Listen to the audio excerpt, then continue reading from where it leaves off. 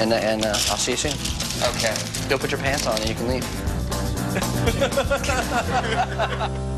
Already waiting for 3+ hours is Erica Denny. She's come back for the finishing touches to the luscious flowers that Seth has tattooed on her left arm. It's always worth the wait for Seth.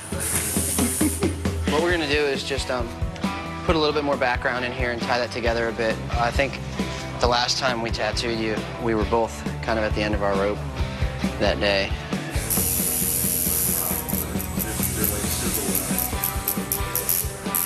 I'm almost 30, and I have 5 children, and I'm a stay-at-home mom. 5 kids. It would be 4 at this point. I would have killed one of them just to set an example. Be like, you see this? The head on the stick out front? Yeah, you're next. Back. I'm a conservative person, the way that I raise my children. They've never seen anything over PG. I monitor their television. I'm a part of the PTA. In my little suburban neighborhood, I have been a learning tool for a lot of people, just because of how other people have a hard time looking past the way I look. But it doesn't change like who I am inside. The general impression of a tattoo is the old blue smear on some sailor or on some biker. And I would like to help do my part to change that image of the tattoo. Well, I didn't pick this image. Seth did. I just trusted Seth because he's an artist and I'm not. That's it. You're done. Yay. Sleeve's finished. I'm alive. I'm going to put a bandage on it for you. Okay. Well, thanks. When we return, time's ticking away. Sketches need to be done. And can Seth tool a machine for Michelle before the battle begins? Might have a few tricks up my sleeve to make it perform up to my expectations. 3 days until Safari and Miles throw down ink in Boston. First order of the day for Seth and Michelle is to design and draw the competition tattoos. For the contest, I'm doing a tattoo of like 1940s or 1950s style Gibson girl head with a snake and some roses, which is pretty much my bread and butter. It's going to cover the outside of the thigh. I would say 3 out of every 10 tattoos that I do is a girl head with some roses. I don't know why. People ask me for them all the time. I do them a ton. I'm not going to complain because I really enjoy doing them. I'll do every one of them different.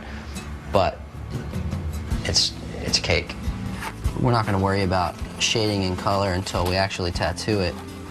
A design like this, I probably have to put in about 4 or 5 hours worth of work. A lot of the images that I use are appropriated.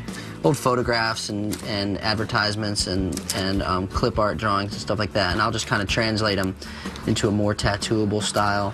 I think it's important for the lines to have varied weight. If you outline the entire tattoo with a really small or a really thick needle, it just looks flat. No, I've never gone to art school. I pretty much just learned it to draw through tattooing. I painted a little bit through high school, and then when I started tattooing, it sort of forced me to draw, because sometimes I'd lose a stencil. If I was working on somebody, I'd wipe it off. I would have to draw it right back on them, on their skin, and you learn fast that way. All right, I think that's it. Up in New York City, Michelle's just getting started on her design of a tiger, roses, and a snake.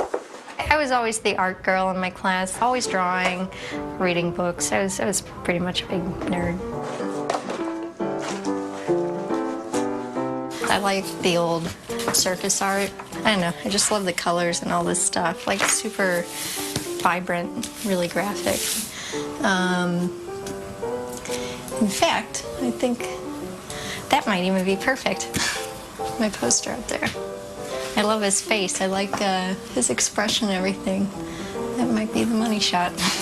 I moved to New York City to go to Parsons School of Design. I was a painting major in fine arts, and I'd say pretty much from the minute I picked up a tattoo machine, everything else just kind of paled in comparison.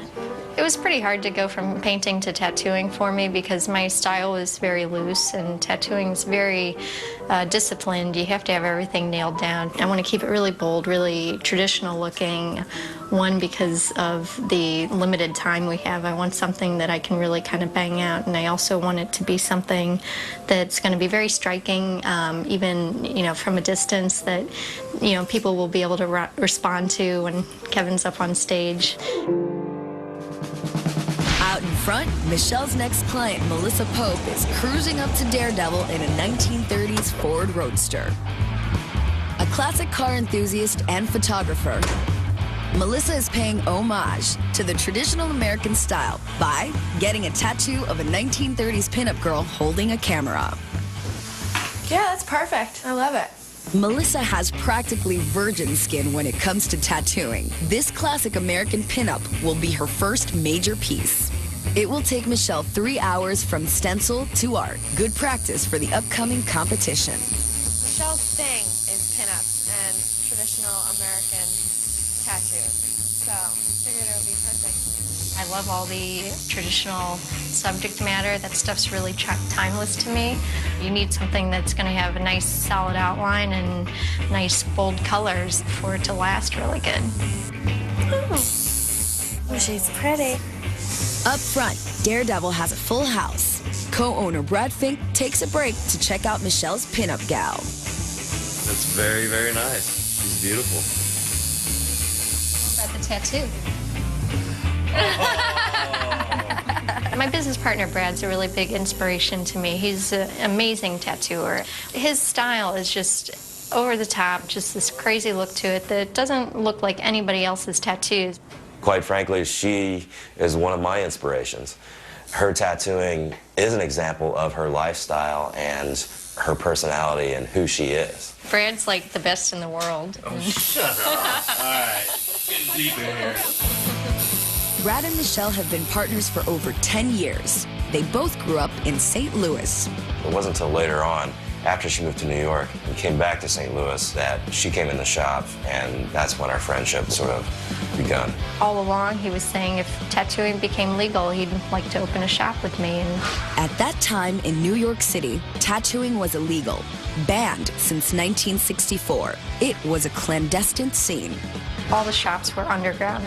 Everything was by word of mouth, referrals. It still had that old seediness to it. The tattoo artist had to come down and meet you on the corner, and then the tattoo artist would take you up to the apartment and you would get tattooed.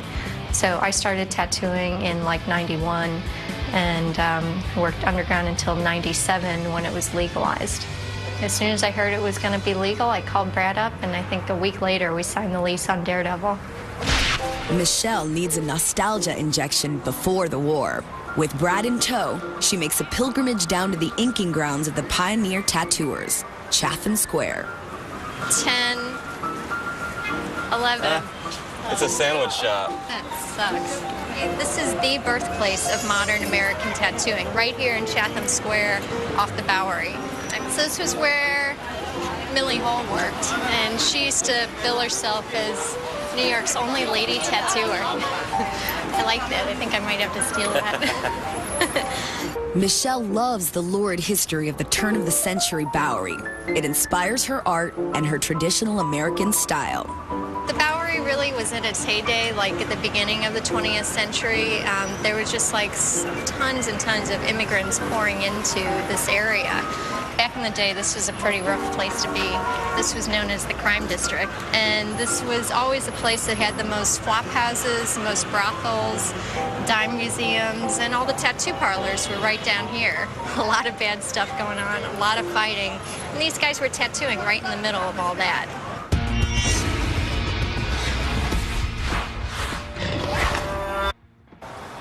It's late afternoon in Baltimore.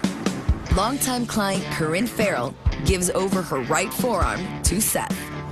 There it is. I'm going to draw a little bit more on there, I think, just to fill in the space a bit better. I'm doing a tattoo of an owl on Corinne, because everyone gets owls these days. It's the Tasmanian Devil of 2007. He's standing on a skull. He's defeated what symbolizes death, and it's an owl. The thing about owls is that they're like nocturnal predators. I'm a bartender, and I work at a music club. So I'm always up till like 4 in the morning, and more often than not, I'm yelling at someone for being an idiot. Seth is doing this entire piece in one 4-hour sitting. Like Michelle, good practice for the upcoming contest. Everything I've ever seen that Seth has done has always been amazing. I think he's a genius. I mean, I wouldn't let him put stuff on me if he wasn't a genius. The whole reason that I continue to tattoo is because I want the next tattoo that I do to be better than the last.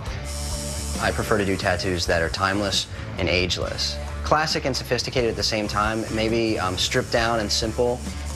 Traditional American style is nice to look at. It's what I prefer to wear on myself, mainly because it's what I identify with. I don't identify with Eastern culture because it's not me, it's not what I was raised in. I like a Western aesthetic.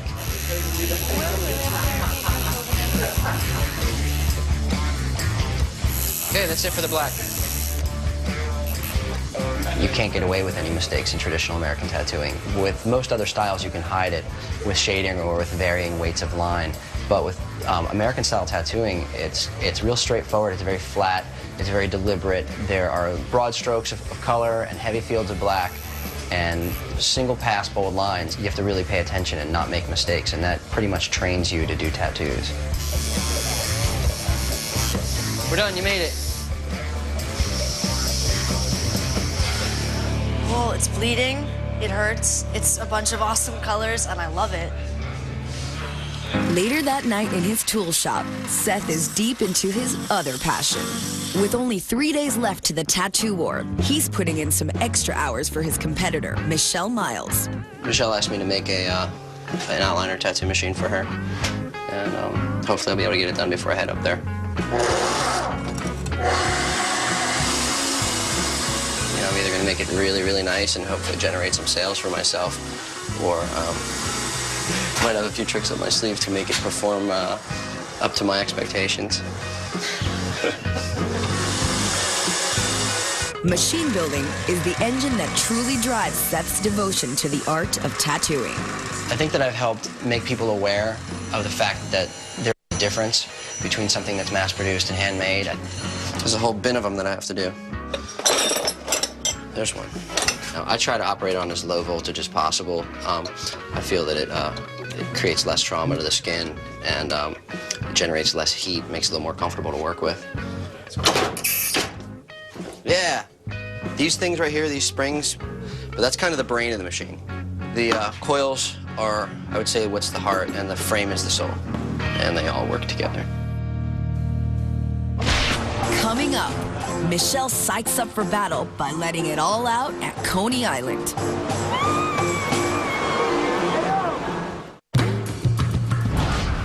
Two days left till competition countdown. The pressure is mounting for Seth and Michelle. They are now psyching each other out via email. Yeah, there she is. Smoke and mirrors. I'm totally gonna smoke her. Look at her. Let's see, the first comment I got from Seth was, you're going down. And then she said, you're gonna be really embarrassed if you lose to a girl. And then I said, yeah, I will. Ooh, look, you're in her top friends. Ooh, I'm in her top friends now. Don't think that because I'm in your top friends, you're getting cut any slack, Blondie. And now I got the, he's not gonna cut me any slack. If she tattoos like a man, she has a chance. I mean, it's a male-dominated field for a reason. I'm not worried. Well, we'll see how she does. I think she's rooting for Michelle. Maybe I am at this point. Seth may be in the doghouse with women, but he can't think about that now. He's scheduled numerous clients to tattoo, as well as deliver a new machine to his rival, Michelle.